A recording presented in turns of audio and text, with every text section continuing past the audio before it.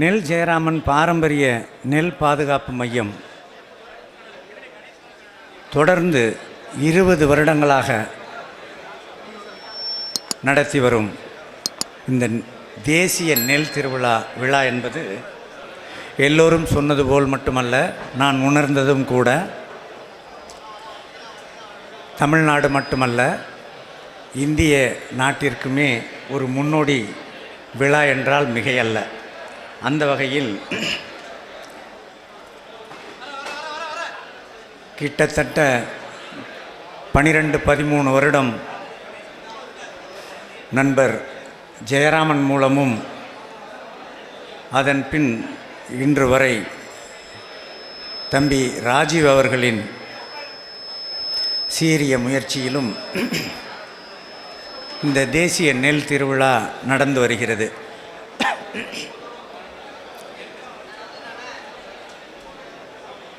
ஔவையார் பசியோடு இருக்கும் பொழுது வரகரிசியில் கொஞ்சம் சோறு சமைச்சி கத்திரிக்காயில் குழம்பு வச்சு இது ரெண்டையும் போட்டாங்க. ஒரு மன்னன், புல் போல் ஒரு மன்னன், ஒரு பசிக்கு சோத்தை போட்டுச்சு. அந்த அம்மா சாப்பிட்டுச்சு. வரகரிசி சோறும் வழிதுணங்காய் வாட்டும் இது ரெண்டையும் போட்டுச்சு. அந்த அம்மா சாப்பிட்டுச்சு. பசிக்கு சாப்பிட்டு முடிஞ்சவுடனே அந்த அம்மா என்ன சொன்னிச்சுன்னா, வரகரிசி சோறும் வழிதுணங்காய் வாட்டும் முரமுரனவே புளித்த மோரும் புல் போலூர் பூதன் புரிந்து விருந்திட்ட சோற்றிற்கு உலகலாம் சமம்னுச்சு. இவன் போட்டாம்பாரியா சோறு, இதுக்கு இந்த உலகத்தையே கொடுத்தாலும் தகும் அப்படின்னு சொன்னிச்சு. அதுபோல் உளவாண்மையில் நிரம்ப பதிவு பண்ணாங்க. பாண்டியன் ரொம்ப அருமையாக பதிவு பண்ணார். இன்னும் நிறைய நண்பர்கள் பாண்டிச்சேரியிலேருந்து வந்திருக்க டிப்டி டைரக்டர் உட்பட, காரைக்கால் பாஸ்கர் உட்பட நிறைய பதிவு பண்ணாங்க. உளவாண்மை ஒரு கேள்விக்குறியாக போகின்ற ஒரு காலகட்டம். அந்த காலகட்டத்தில் நம் நாட்டிற்கே இயற்கை விவசாயத்தை ஒரு முன்னோட்டமாக எடுத்த மாபெரும் ஒரு நபர் நமது ஐயா முனைவர் நம்மாழ்வார் ஆவார்கள். அந்த ஐயா ஒரு பாத யாத்திரை நடத்தும் பொழுது ஒவ்வொரு ஊர்லேயும் பழைய நெல் இருக்குயா என்கிட்ட அப்படின்னு அந்த வழிநெடுகளும் இருந்த விவசாயிகள் கையால் ஒரு கையோ 2 கையோ அள்ளி அள்ளி கொடுத்ததெல்லாம் அவர் பக்கத்தில் வந்த ஜெயராமன்ட்ட, தம்பி ஜெயராமன் இங்கே வா, இதை வச்சுக்க, இதை வச்சுக்க, இதை பெருக்குன்னு சொன்னதின் விளைவு இந்த தேசிய நெல் திருவிழா உருவான விதம்.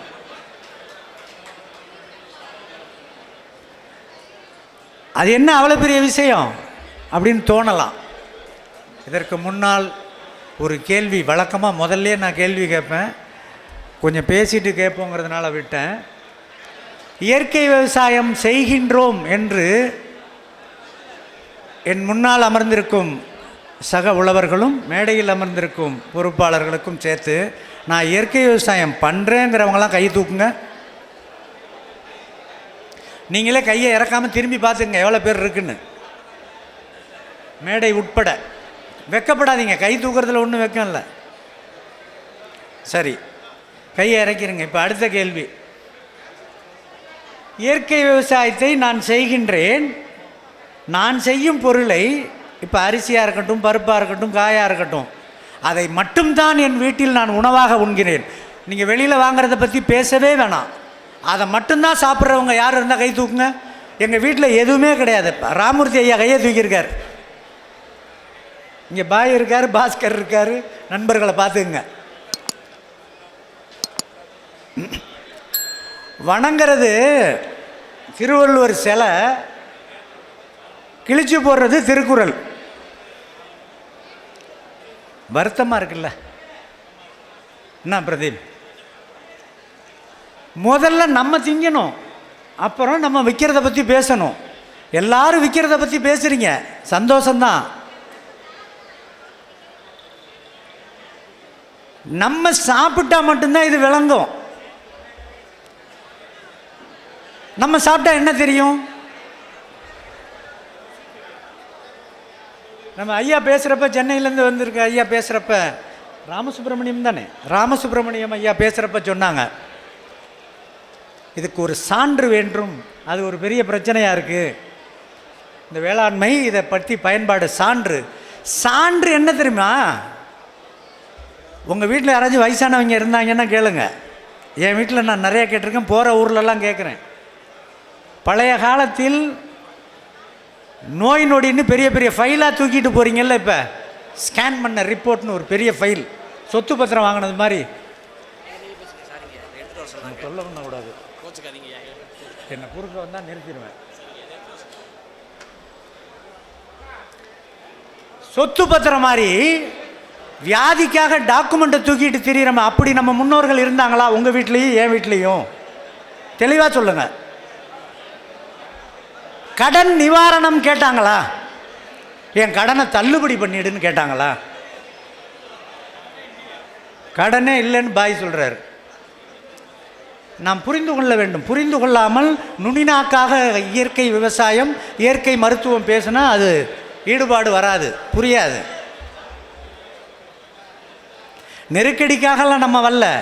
எல்லாரும் சொல்லுவாங்க இயற்கை விவசாயம்னா கியூபா நாடை பாருங்க, கியூபா தான் ரொம்ப அருமை. கியூபா கிடையாது.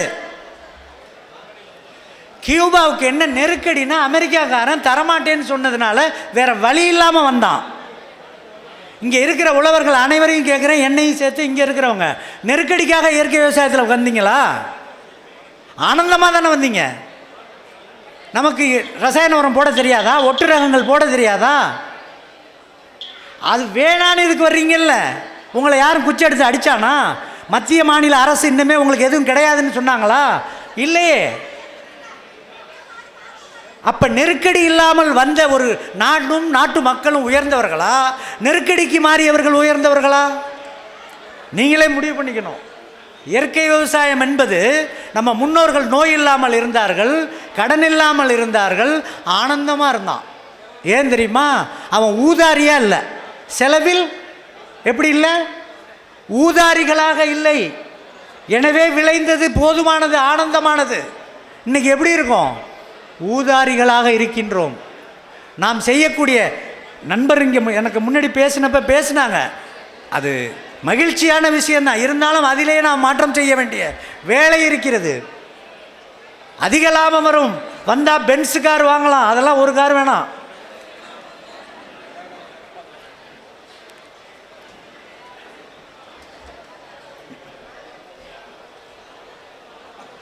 ஐயா வணக்கங்க. வணக்கம் வணக்கம். பென்ஸ் கார் வாங்கலாம், நீங்கள் லாபம் வந்துடும். வேற என்னென்னமோ வாங்கலான்னு சொன்னாங்க இல்லையா? இயற்கை உழவர்கள் ஊதாரிகள் அல்ல. இதை உங்களுக்கே நீங்கள் சொல்லிக்கங்க, யாரும் சொல்ல வேண்டியதில்லை. லாபம் என்பது எவ்வளவு வேணும் நமக்கு?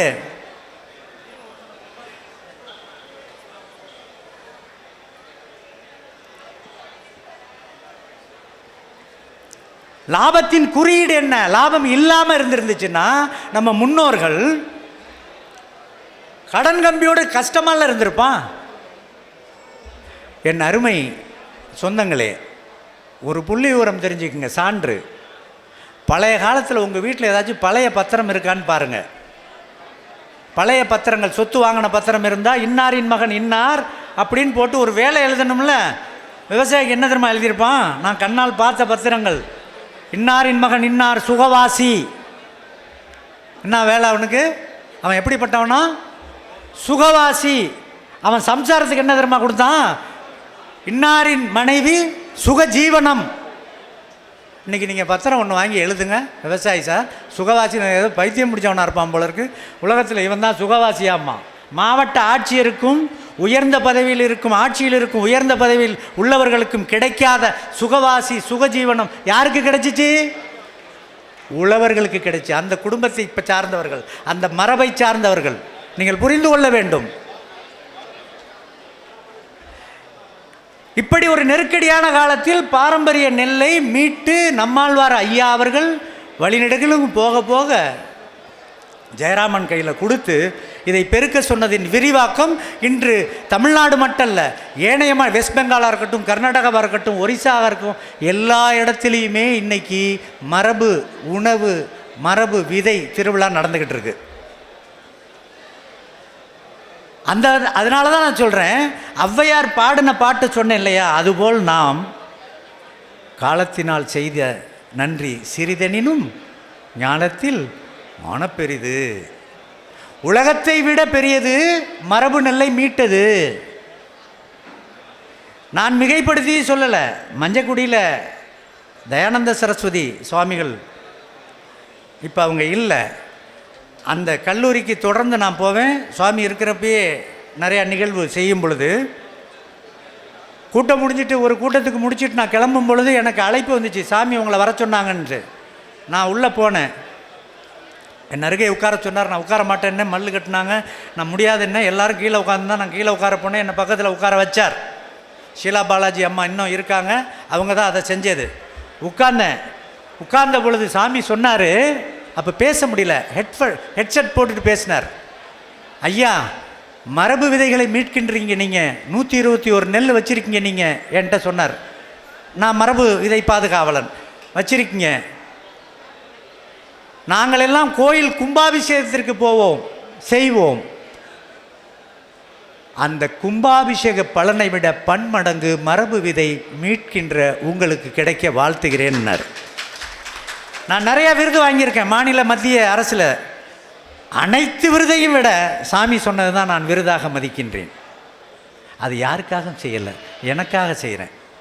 தெரிந்து கொள்வதற்காக கேட்குறேன். இங்கே மரபு விதை பாதுகாவலர்கள் எவ்வளோ பேர் இருப்பீங்க? இருந்தால் கை தூக்க வேணாம், ஏந்திரிங்க. மரபு விதை பாதுகாவலர்கள் எவ்வளோ பேர் இருக்கீங்க? ஒரு 5-6. ஏன் வெக்கப்பட்டு நல்ல தைரியமாக ஏந்திரிங்க பிரதி. என்ன நம்ம என்ன கஞ்சாவா வைக்கிறோம்?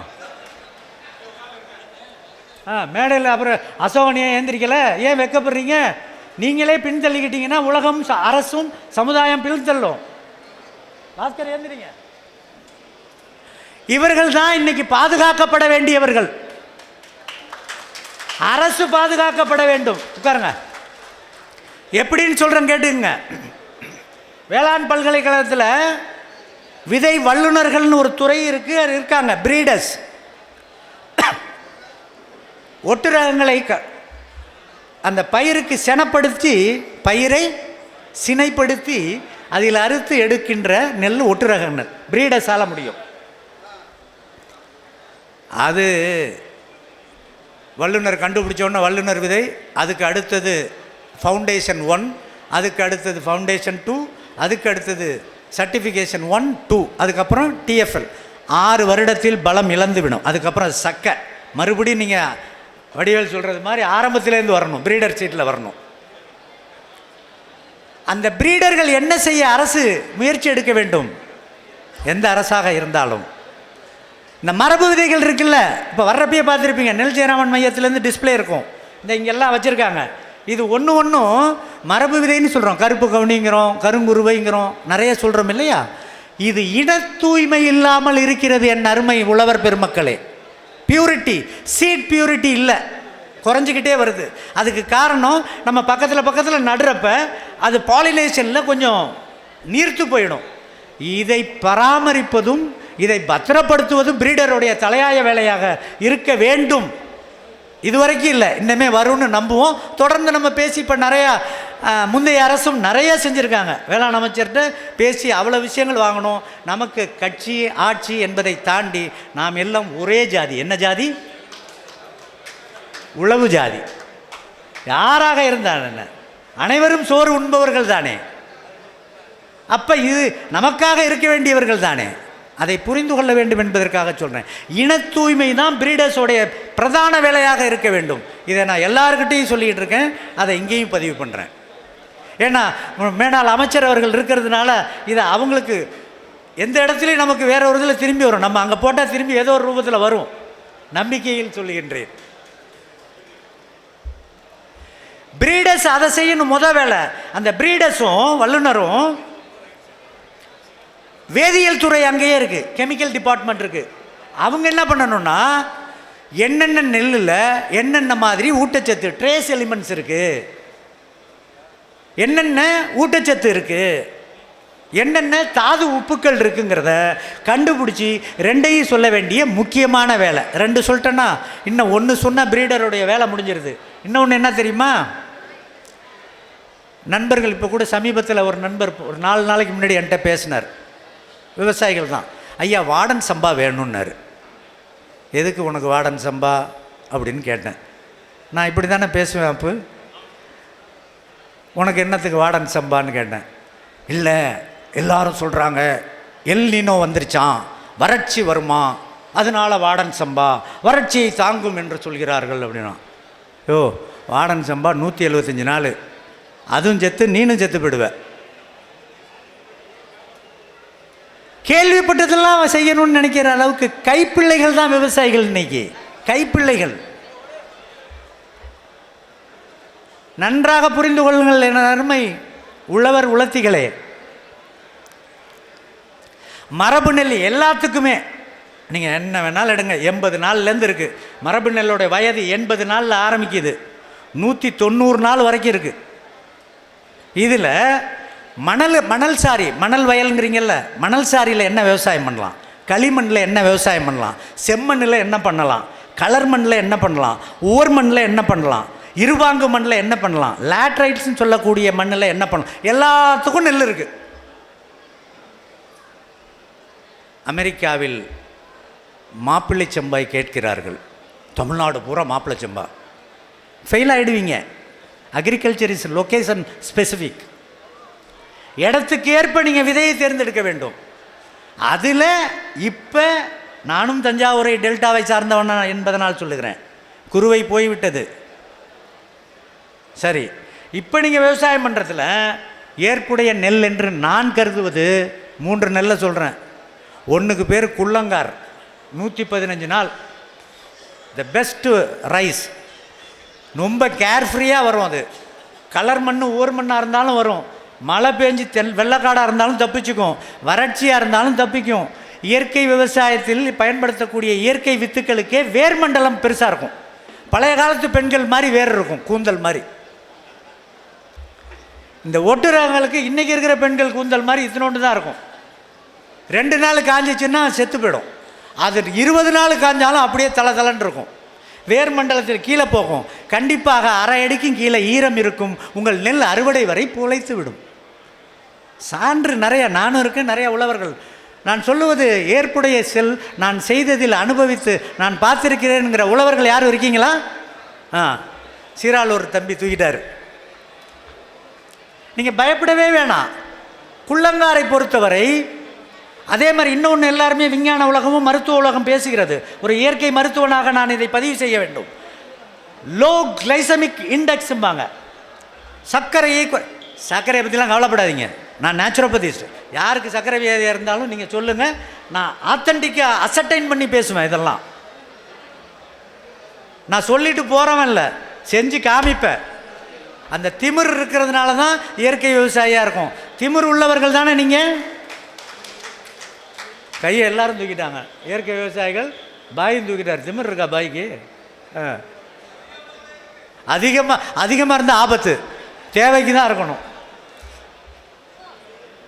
திமிர் என்பது சாதித்ததின் குறியீடு. இது இன்னொருத்தர் திட்டுவதோ அடிப்பதோ வம்பு வழக்குக்கு போகிறதோ கிடையாது. சாதித்ததின் அடையாளம் திமிர். நம்ம ஊர் மாட்டுக்கு, நாட்டு மாடுக்கு இங்கே என்ன இருக்கும்? நமக்கு என்ன இருக்கணும்? திமிர். அதுக்கு திமிழ் இருக்கணும். திமிழ் இல்லாத மாடு செத்த மாடு, திமிர் இல்லாத தமிழன் செத்தவன்.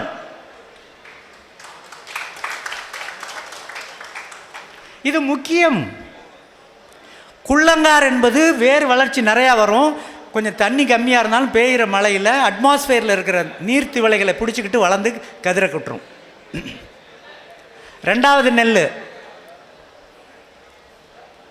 ரத்தசாலி, சிகப்பில் மெல்லீஸாக இருக்கும், 125 நாள் வயசு. இதெல்லாம் கவலைப்படாமல் நீங்கள் இன்புட்டே தர வேணாம். இந்த இப்போ தான் 1 வாரம் ஆகுது நான் ரத்தசாலி அறுவடை பண்ணி.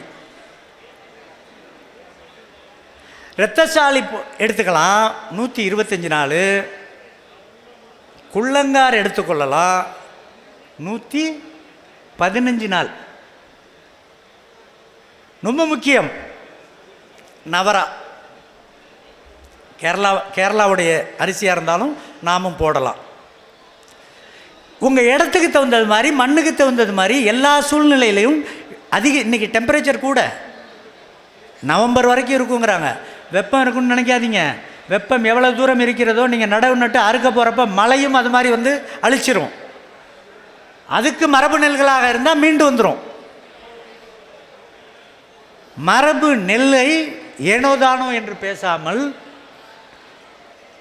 அதை பரிச்சாத்தமாக செய்த உழவர்கள் இங்கே இருக்கிறவங்களெல்லாம் நீங்கள் தேடி கண்டுபிடிச்சி, மேடையில் இருக்கிறதையும் தேடி கண்டுபிடிச்சி அவர்களுடன் பழகி நீங்களும் வெற்றியாளராக மாறணும். இன்றைக்கி நிலைமை என்ன தெரியுமா? இயற்கை விவசாயத்தை பேசுகிறோம், மரபு விதை திருவிழாவை பேசுகிறோம் இல்லையா? இதில் ஒரு முக்கியமான விஷயம், இங்கே இதை பேசுவதற்காக இந்த அரங்கை தயார் செய்ததற்கு முக்கிய காரணம் என்னென்னா, 2023, 24 8 வருஷம்லாம் கிடையாது. 2023 கேட்குதா நான் பேசுகிறது? ஒருத்தர்கிட்டருந்து சத்தமே வரலன்னு தூக்கம் வந்துருச்சுன்னா நானும் நிறுத்திட்டு நானும் ஊருக்கு போகணும். எனக்கு நெருக்கடிக்கெல்லாம் பேசலை நான். 2023, 24 நேஷனல் கிரைம் ரெக்கார்ட்ஸ் பீரோ, நேஷனல் கிரைம் ரெக்கார்ட்ஸ் பீரோன்னு ஒரு அமைப்பு இருக்குது இந்திய நாட்டில். அதில் ஒரு தகவலை கொடுத்து ஆக்சிடென்டல் டெத் அண்டு சூசைடு இன் இந்தியான்னு கொடுத்துருக்கான். 23, 24 வந்திருக்கு. என்ன வந்திருக்கு தெரியுமா? தற்கொலை பண்ணக்கூடிய நபர்களை ஏன்னு ஆய்வு பண்ணியிருக்காங்க. நம்ம நாட்டில் 24 பண்ணி இப்போ தான் அந்த செய்தி வந்திருக்கு. 2 காரணங்களுக்காக சாகிறாங்கன்னு போடுறாங்க. ஒன்று, உடல் நோய் வியாதி.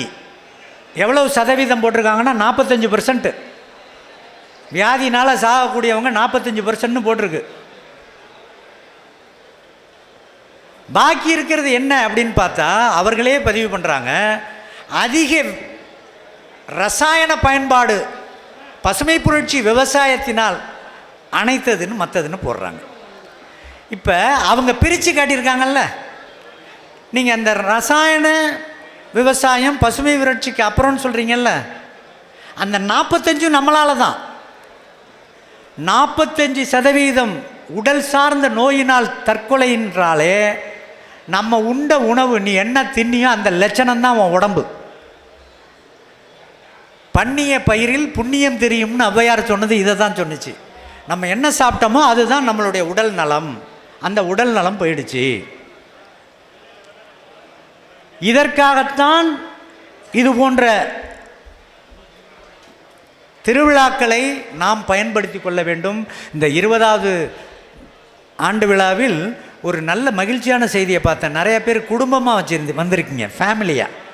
அந்த ஃபேமிலியாக வந்தவங்களுக்கெல்லாம் சிறந்தாழ்ந்த நன்றி. ஏன்னா இந்த வாட்டி தான் ஃபேமிலி கெட் டுகெதராக வருது. இந்த ரோட்டரி லைன்ஸுக்கெல்லாம் ஃபேமிலி கெட் டுகெதர் போகுது. குடும்பமாக வராதவங்களுக்கு அடுத்த வாட்டி அட்மிஷன் கிடையாதுன்னு கூட ராஜீவ் சொல்லலாம். இது நமக்காக நாமே செய்யும். இது ஏதோ வாங்கிட்டு போய் நீங்கள் அங்கே போய் சொன்னீங்கன்னா அந்த அம்மா கேட்காது. அந்த அம்மா வந்து உட்காந்துட்டு வீட்டுக்கார்ட்ட போய் சொன்னால் அந்த ஆளும் கேட்க மாட்டான். 2 பேர் வந்திருந்தால் நீங்கள் கண்டிப்பாக தப்பிக்க முடியாது. இது அவசியமானது.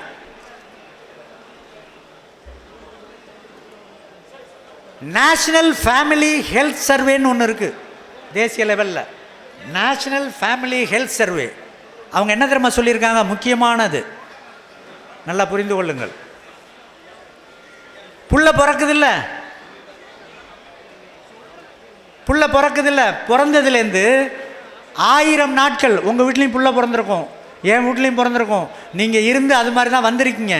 நிறையா பேருக்கு வியாதி வந்திருக்கும். சக்கரை வியாதிம்பீங்க, ரத்த கொதிப்புங்கிறீங்க, கேன்சரும்பீங்க, நரம்பு தளர்ச்சின்னு இப்போ கூட நீங்கள் சொல்லலாம் இல்லையா? அதற்கு காரணத்தை பதிவு செய்கிறேன். அவசியமான ஒரு பதிவு, தெரிஞ்சுக்குங்க. நீங்கள் கெட்டு போயிருந்தால் கூட பரவாயில்ல, நம்ம வீட்டில் இன்னுமே பிறக்கிற பிள்ளைய கெடாமல் வச்சுக்கணும்ல, அதுதானே ரொம்ப முக்கியம். நேஷனல் ஃபேமிலி ஹெல்த் சர்வே சொல்கிறது இந்த 1000 நாட்கள் பிள்ளை பிறந்து 1000 நாட்கள் வரை அந்த பிள்ளைகளுக்கு தேவைப்படக்கூடிய ஊட்டச்சத்து கிடைப்பதில்லை. Mall nutrition. The first 1000 days அப்படிங்கிறது the very crucial days for that adolescent. அந்த பிள்ளை வாலிப பருவத்தில் வருகின்ற பொழுது ஏற்படுகின்ற அனைத்து பிரச்சனை உடல் சார்ந்ததற்கு காரணம் முதல் 1000 நாட்கள் அதற்கு ஊட்டச்சத்து கிடைக்காத உணவு. இதை புரிந்து கொள்ள வேண்டும். எல்லாத்துக்கும் இந்த மேடையிலே நான் தீர்வு சொல்ல முடியாது. தகவலை தெரிஞ்சுக்குங்க. இன்னும் ஒரு விஷயம் அல்லது 2 விஷயத்தை சொல்லிட்டு நான் நிறுத்திடுவேன். நிறைய செய்திகள் இருந்தாலும் முக்கியமான நம்ம மேனாள் அமைச்சரவங்கள் வந்திருக்காங்க. இன்னும் நிறைய நண்பர்கள் இங்கே இருக்கீங்க. ஒரு பொருளை சொல்கிறேன், நம்ம டெல்டாவுக்கு உள்ளது, அது எல்லாத்துக்கும் பொருந்தும். ஒரே ஒரு பொருளை சொல்கிறேன். இது தொடர்ந்து நான் பேசுகிறது தான். நம்ம எட்வின் அதை நிறையா துண்டாலாம் போட்டிருப்பார், வெட்டி வெட்டி போடுவார் யூடியூப்பில். சீர்காழி டிவிலையும் அது மாதிரி நிறையா போடுவார். இன்னும் நிறைய பிள்ளைகளும் அதை போடுவீங்க. நீங்களும் டிவி வச்சுருக்கீங்களா? இருக்கா? எல்லாம் கலந்து போட்டுக்குவீங்க, போடுங்க. நீங்கள் வறட்சியை பற்றியெல்லாம் கவலைப்படாதீங்க. இந்த எல் நீனோ என்பது ஒன்றும் புதிதல்ல. 3லேருந்து 7 வருஷத்துக்கு ஒரு தடவை பருவநிலை மாற்றம் வந்து கொண்டே இருக்கும். இதை விட கடுமையாக 1870 வந்துச்சுங்கிறத பதிவுகள் இப்போ நிறைய அறிவியல் பத்திரிகைகளில் வர ஆரம்பிச்சிருச்சு. அப்போ இதெல்லாம் வரதான் செய்யும். அந்த வந்ததில் நம்ம பாதிக்காத அளவுக்கு ஓட்டுறதுக்கு யுக்தி வேணும். புரிகிறதா? இதை கண்டு பயப்பட வேண்டாம். சிங்கம் வந்துச்சுன்னா எப்படி தப்பிச்சுக்கலாங்கிறத கற்றுக்கிறது தான் இந்த அரங்கு சொல்லி தருவதே தவிர, இயற்கை வேளாண்மை சொல்லி தருவது, இயற்கை மருத்துவம் சொல்லி தருவது, இயற்கை வாழ்வியல் சொல்லி தருவது வேறு ஒன்றும் அல்ல. எல்லினோ வந்துருச்சு, அதுக்கு பாதிக்கிறதுக்கு முன்னாடி நம்ம இன்றைக்கே செத்து போயிடுவோம்னா செய்ய முடியும்? அதெல்லாம் தமிழர் பண்பாடு. எல்லாம் போகும். நம்ம அதை மீண்டு வர்ற அளவுக்கு வாழ்க்கையை வச்சுக்கணுங்கிறது தான் முக்கியம். ஒரு பொருளை டெல்டா மாவட்டத்துக்காரர்களுக்கு நான் சொன்ன விளைகிறேன். சர்வ நோய் நிவாரணி சொல்ல போகிறேன். சார், முடி கொட்டுது சார். முடிக்கு உள்ள என்ன இருக்குது? முடிக்கு உள்ள டப்பாவில் என்ன இருக்குது? இது உள்ள என்ன இருக்குது? மூளை இருக்குது. மூளையில் பிரச்சனை சார். முடிக்கு பிரச்சனை, அடுத்தது மூளை.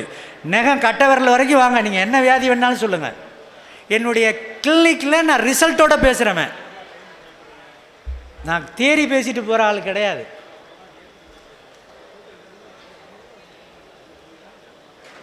ரெண்டு பொருள் சொன்னேன் இல்லையா? அதில் ஒரு பொருள் முதல்ல ஆரம்பிக்கிறேன். அந்த ஒரு பொருளுக்கு பேர் மறு உலை கஞ்சி. இதை நான் நிரம்ப பேசியிருக்கிறேன். அதுலேயே இன்னொரு பொருள் சொல்கிறேன், மறு உலை அடிசில் சாறு. இந்த 2 குறிச்சி வேணாலும் வச்சுக்கோங்க. ஒன்றுக்கு பேர் என்ன? மறு உலை கஞ்சி. இன்னொன்றுக்கு பேர் மறு உலை அடிசில் சாறு. இது என்னையா இது? மரபரிசியில் எதை வேணாலும் வாங்குங்க, விலை கம்மியாக இருக்கணும், கலர் கலராக இருக்கலாம்.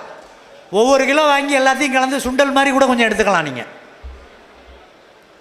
நிறைய இங்கே எவ்வளோ கடைகள் வச்சுருக்காங்க பாருங்கள். திருப்பி எல்லா இடத்துக்கும் போய் இந்த கிளுகிழப்பையே வாங்கிட்டு இருக்கக்கூடாது. நம்ம ஆளுங்க அங்கே போனாலே கிளுகிழப்பை வாங்குறது, மேக்கப் செட்டு வாங்குறதுலே இருக்கும். கோயிலுக்கு போனாலும் அது, நெல் திருவிழாவுக்கு வந்தாலும் அது.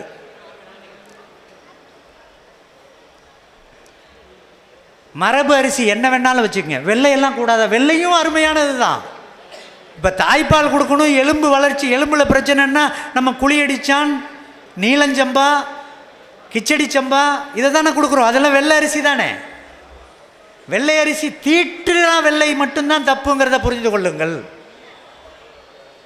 மரபு அரிசி எடுங்க, ஒரு மண் களையம் வாங்கிக்கோங்க. களையெல்லாம் வாங்க முடியாது. அப்போல்லாம் நான் உனக்கு இது பலன் தராது. மண் களையம் நம்ம வீட்டில் சீக்கிரம் களையம் உடைக்க வேணாம்னா களையத்தை வீட்டில் வாங்கி வச்சுக்கணும். களையம் எப்போ உடைப்பாங்கன்னு உங்களுக்கு தெரியும். ஒரு மண் களையம் வாங்கிக்கோங்க. மண் களையத்தை வாங்கிக்கிட்டு அதுக்கு ஒரு மடக்கோடை மரபு அரிசியை ஒரு கை போதும், ஒரு கை அளவுக்கு அரிசி எடுத்து கழுவிட்டு அதில் போட்டு தண்ணியை ஊற்றி ஒரு கஞ்சி காய்ச்சுங்க. காஞ்சிரும். அதை அப்படியே பத்திரமா வீட்டில் பூஜை அறையோ அல்லது பர்சனல் அறையோ இருந்தால் அங்கே கொண்டு போய் வச்சுக்கோங்க. வெயிலில் வெப்பத்தில் வைக்கக்கூடாது. அந்த களையத்தை அடுத்த நாள் காலையில் அதில் சோறு இருக்குல்ல, அந்த சோத்தோடு அந்த தண்ணியோடு சாப்பிட்டீங்கன்னா பழைய சோறுன்னு சொல்கிறீங்கல்ல, அதுக்கு பேர் தான் மறு உலை கஞ்சி. அது ஆற்றல் தரும், நோயையும் போக்கும். சரி, இன்னொன்று சொன்னனே, மறு உலை அடிசில் சாறு. இது என்ன தெரியுமா? அந்த கஞ்சி காய்ச்சினீங்கல்ல, காலையில் ஒரு பருக்கை கூட சோறு வராமல் அந்த சோத்தை வடிகட்டிட்டு தண்ணியை மட்டும் எடுக்கிறது. இந்த தண்ணி வந்த நோயை போக்கும், வரும் நோயை காக்கும், சர்வரோக நிவாரணி. அது என்னையா நீ பாட்டுக்கு என்னமோ ஜோசியக்காரன் மந்திரவாதி சொல்கிறது மாதிரி சொல்கிற, அப்படி தோணும் இல்லையா? அறிவியல் ஆவணங்களுடன் நான் சொல்கிறேன். அதில் இல்லாத ஊட்டச்சத்து கிடையாது, அதில் இல்லாத தாது உப்பு கிடையாது. உதாரணத்துக்கு ஒன்று, செலினியம். செலினியம்னு சொல்கிறது என்ன பண்ணுன்னா, உடம்புல நீங்கள் ஃப்ரீ ரேடிக்கல்ஸ்ன்னு சொல்லுவாங்க, ஹார்ட் அட்டாக் வர்றதுலேருந்து பாக்கி மூளையில் இரத்தக்கட்டி உருவாகிறதுலேருந்து நரம்பு சார்ந்ததுக்கு ஃப்ரீ ரேடிக்கல்ஸ்ன்னு சொல்லுவாங்க. அந்த ஃப்ரீ ரேடிக்கல்ஸுங்கிறது ROSன்னு சொல்லுவாங்க, ரியாக்டிவ் ஆக்சிஜன் ஸ்பீசிஸ்ன்னு சொல்லுவாங்க. அதை பர்ஃபெக்டாக காலி பண்ணக்கூடிய மிக வல்லமை உள்ளது அந்த அடிசில் சாறு. இன்னொன்று என்ன தெரியுமா? தொற்று நோய்கள் எது வந்தாலும் நம்ம பயந்து உழுவுறோமே, அப்படி அல்ல. உடம்புக்குள்ளேயே ஒரு நோயாற்றல் சக்தி, இம்யூன் சிஸ்டம் இருக்குது. அந்த இம்யூன் சிஸ்டத்தை அதிகப்படுத்தக்கூடியது மறு உலை அடிசில் சாறு. புற்றுநோய், கேன்சரை இன்றைக்கி உங்களுக்கு இல்லைன்னா வராமலே வச்சுக்கலாம். பியூட்டிஃபுல் ட்ரிங்க் என்னென்னமோ நம்ம சாப்பிட்றோம். இந்த ஒரு ட்ரிங்க் ஒரு கிளாஸ் டெய்லி சாப்பிட்டிங்கன்னா இன்றைக்கி கேன்சர் இல்லைன்னா வாழ்க்கை பூரா வராது. சார் எனக்கு கேன்சர் வந்துருச்சு, இன்னையிலேருந்து சாப்பிட்டீங்கன்னா புதுசாக ஒரு கேன்சர், செகண்டரி கேன்சர்ஸ் வராது. இந்த இருக்கிறத கொஞ்சம் கொஞ்சமாக மட்டுப்படுத்தும். இந்த மறு உலை கஞ்சியும் மறு உலை அடிசில் சாறையும் குறைந்தபட்சம் இன்றிலிருந்தாவது கடைபிடிங்கள். இன்றைக்கி போய் அடுத்த கூட்டத்தில் கேட்டால் எல்லாரும் கை தூக்குனீங்கன்னா நோய் என்ன ஒன்று நமக்கு இருக்காது. இதை தான் ஔவையார் சொன்னப்போ நோய்க்கு இடம் கொடையல்னாங்க.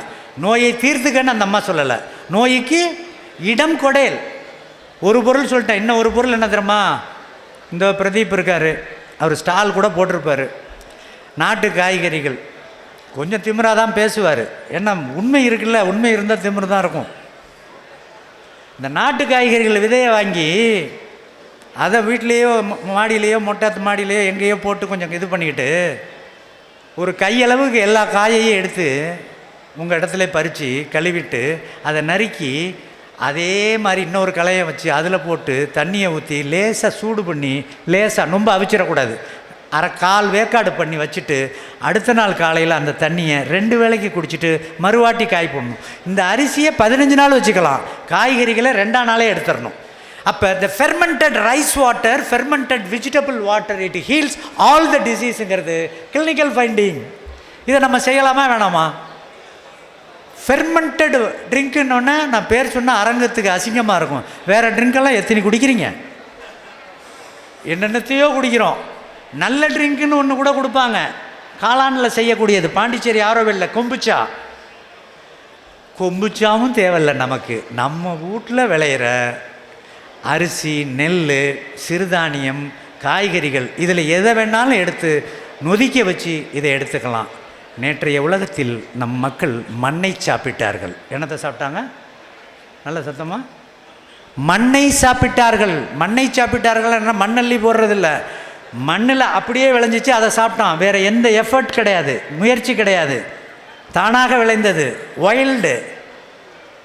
மண்ணை சாப்பிடுவது, மண்ணில் பிரசவித்ததை சாப்பிடுவது மண்ணை சாப்பிட்டது.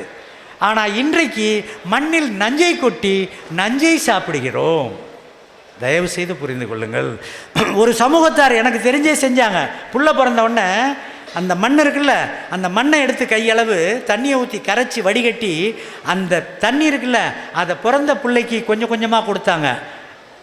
இந்த கட்டட வேலைக்கு பயன்படுத்துவோம்ல ஒரு மக்கள், சேலம் மாவட்டத்திலேருந்து வருவாங்க, எங்கேயாச்சும் சத்திரத்தில் கொட்டாய் மாதிரி டென்ட்டு போட்டு படுத்திருப்பாங்க, அவர்கள் மண் தண்ணியை கொடுத்தாங்க. அது என்ன இன்றைக்கி நம் உழவர்கள் பயன்படுத்துகிறீங்கல்ல, EMன்னு, எஃபெக்டிவ் மைக்ரோ ஆர்கானிசம், அது அந்த அறிவு அவனுக்கு அப்பயே இருந்துச்சு.